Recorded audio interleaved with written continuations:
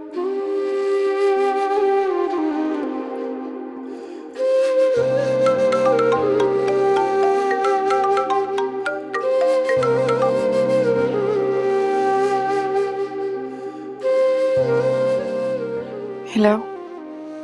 कैसी हो?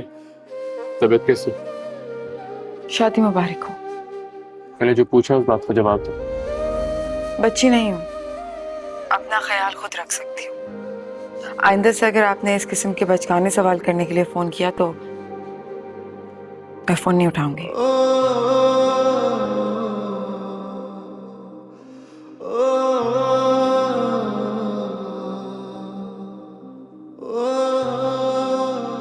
मैं जानता हूँ तुम मेरी और जूबी की शादी को लेकर गुस्से में।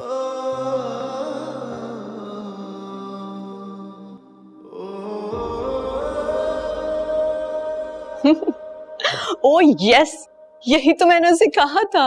ओह माय गॉड, तुमने भी उसको देख लिया। हाँ, ओ साथ चलेंगे, ठीक है। I'll call you later। कहीं जा रही है? पूछ सकती हूँ कहाँ जा रही है? वो मुझे इस्लामाबाद जाना है ना, तो उसके लिए कुछ चीज़ें चाहिए, वही लेने जा रही। ओह हाँ, याद आया। मामू जान ने बताया था कि तुम इस्लामाबाद जा रही हो पढ़ने के लिए। वैसे इस्लामाबाद जाने की क्या जरूरत है? तुम तो यहाँ रहकर भी पढ़ाई कर सकती हो। मुझे कहाँ जाकर कब क्या करना है ये मेरी मर्जी पर है। वैसे तुम्हें तो कोई मसला नहीं है ना मेरे इस्लामाबाद जाने से? मुझे क्यों होगा मसला? मैं तो इसलिए कह रही थी कि कभी तुम मेरी बहुत अच्छी दोस्त हुआ करती थी, लेकिन अब तो तुम्हारे पास मुझसे बात तक करने का टाइम नहीं। सोचा था हम पहले की तरह रहेंगे, मगर तुम तो इस्लामाबाद जा रही हो। तुम इतनी घुमा फिरा के बातें क्यों करती हो? जो कहना चाहती हो साफ कहो ना। साफ कहा बर्दाश्त नहीं होता ना। अब जैसे मैं कहूँ, तुम बहुत बदल गई हो। शादीशुदा मैं हूँ, मगर लग तुम रही हो। तुम मुझसे कुछ छुपा रही हो क्या? ज़ुबी, तुम भी फजूल किस्म की बातें करोगी तो। अभी तो मैंने पूरी बात ही नहीं की। दरअसल मुझे तो बहुत पहले से पता है कि उस रात तुम अर्शिया की बहन की शादी में नहीं गई थी। तो फिर कहाँ गई थी, कहाँ गई थी? ये बात मुझे बहुत परेशान कर रही है। बताओ ना, कहाँ गई थी? मुझे ऐसा क्यों लग रहा है जैसे तुम यहाँ मेरे ही घर में मेरे भाई की बीवी बनकर मेरे कैरेक्टर और मेरी जात पर कीचड़ उछालने आई हो। इस बात का तो अंदाजा मुझे बहुत पहले से ही हो गया था कि तुम मेरी दोस्त तो नहीं हो, मगर आज इस बात का यकीन भी हो गया है। अरे ईमान, तुम तो नाराज हो गई। नाराज हो गई हो? मेरी तफ्शीश करने की बजाय अगर तुम अपनी नई शादीशुदा जिंदगी पर तवज्जो दो तो ज्यादा बेहतर रहेगा ना। इसके लिए मुझे तुम्हारे मशवरे की जरूरत नहीं। अपनी जिंदगी की प्रॉब्लम्स मैं खुद ही हैंडल कर सकती। बहुत खूब, तो पहले वो ठीक कर लो।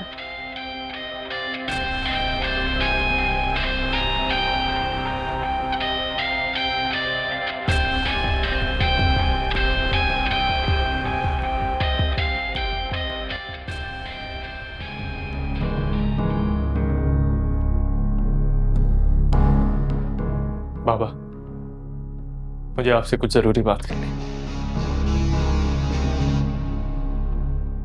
हाँ, कहो बेटा। जिस तरह अकरम फूफा ने हक महर का बहाना बना के सब कुछ सूबी के नाम पे करना चाहा, क्या वो आपके इल्म में था? प्लीज मुझे बताएं बाबा, आपने क्या कुछ सूबी के नाम कर दिए? बेटा, तुम तो ये अच्छी तरह जानते हो कि मेरे पास कुछ भी नहीं था। बिजनेस डूब गया था, कर्जों ने कमर तोड़ दी थी। तुमने भी कोशिश की, हमारी हर कोशिश नाकाम हो गई। फिर मैंने अकरम भाई से बात की। मजबूरन मुझे उनकी सब शराइत माननी पड़ी। कैसी शराइत? ये घर, बिजनेस और सब कुछ ज़ुबी के हक महर में लिख देने की शराइत। परेशान ना हो बेटा, देखो तुम बदगुमान ना हो, वो तुम्हें परेशान नहीं करेगी। ऐसा तो आप समझते हैं ना, मुझे पता है कि वो क्या करेगी। आपने ये मेरे साथ ठीक नहीं किया बाबा। कम से कम आपको मुझसे तो पूछ लेना चाहिए था। तो फिर क्या तुम मुझसे शादी नहीं करते? कम से कम इन शराइत पे तो ना करता। बेटा, तुम उससे प्यार से पेश आओ, वो तुम्हें सब कुछ दे देगी। देखो, जरा नाराज है, गुस्से में है। तुमने अभी तक विरसा को तलाक भी तो नहीं दी ना। विरसा को तलाक दे दो, जो भी ठीक हो जाएगी। उसे ठीक करने के लिए मैं ऐसा कुछ नहीं करूंगा जैसा आप सोच रहे हैं।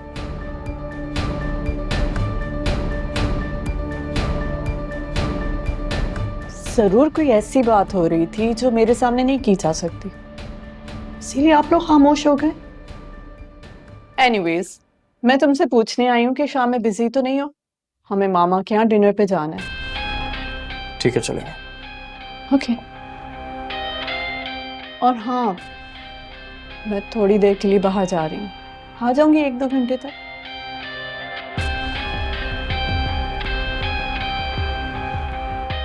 बेटा, मुझे गलत मत समझना। मैंने जो कुछ भी किया है ना, तुम्हारे लिए किया बेटा। चलता हूं बाबा।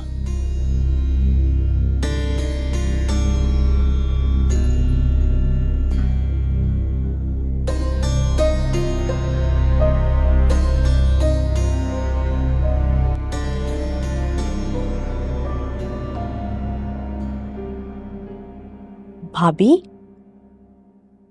शुक्र है तुम आ गई। क्यों, क्या हुआ भाभी? तुम वो सब छोड़ो, पहले दवाइयां खाओ जल्दी।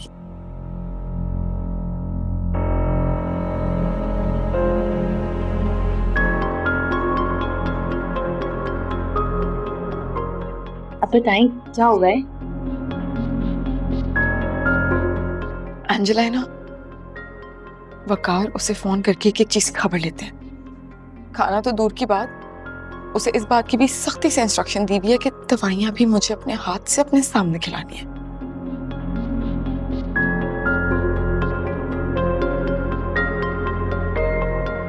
मेरे पास एक तरीका है। क्या? हम ऐसा करते हैं,